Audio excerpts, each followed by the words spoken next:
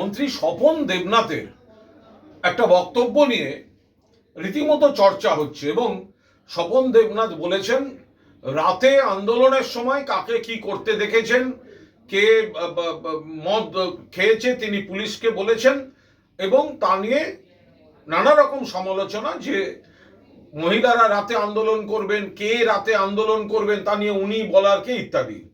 আমি বলছি, আমি কুণাল ঘোষ, আমি ওনাকে সমর্থন করছি না, আবার এক বাক্যে আমি বিরোধিতাও করছি না। কেন করছি না তার কারণ হচ্ছে সব থেকে জরুরি বিষয় যে গত কয়েকদিন আগে এই আরজি কর নিয়ে রাত দখল করার আন্দোলনে যখন খুব ভিড় হয়েছিল তখন একটি মেয়ের সঙ্গে কয়েকটি ছেলের আলাপ হয় বা মেয়েদের গ্রুপের সঙ্গে একটা ছেলেদের গ্রুপের আলাপ হয়।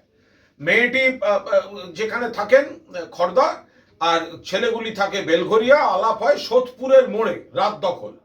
এরপরে তাদের মধ্যে যোগাযোগ হয়, তার নেট রেজাল্ট এই প্রতিবাদী ছেলে দুটি প্রতিবাদী মেয়েটিকে গণধর্ষণ করেছে। অভিযোগ কার? মেয়েটির। কার কাছে অভিযোগ? পুলিশের। কারা ধরা পড়লো? ছেলে দুটি। কে ধরলো? পুলিশ। আলাপ কোথায়? রাত দখলের কর্মসূচিতে।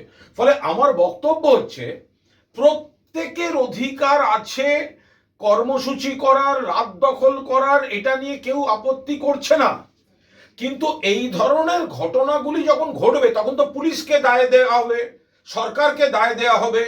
একটা অত বড় মব, সেই মবে ছেলেদের মেয়েদের আলাপ হচ্ছে, তার মধ্যে থেকে যোগাযোগ হচ্ছে, এবার কে কার বাড়িতে কারা গিয়ে ধর্ষণ করে এসছে, এবার সেই জিনিসটা নিয়ে সেখানে একটা উত্তেজনা তৈরি হচ্ছে। তো সেই কারণে নিশ্চিতভাবে সকলের সব জায়গায় মাঝরাতে, ভোর রাতে, দিনের বেলা সব জায়গায় অধিকার আছে আন্দোলন করবার, কেউ বারণ করছে না, কেউ অধিকার কাড়েনি।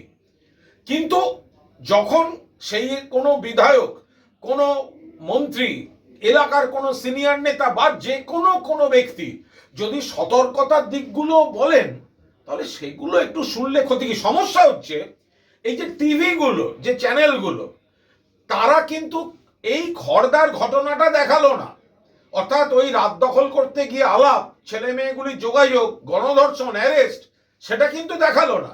তারা এখন আলোচনার টেবিল বসিয়েছে। স্বপন দেবনাথ বলেছেন রাত্রেবেলা এই করা উচিত নয়, ওই করা উচিত নয়, তার খাপ পঞ্চায়েত বসে গেল।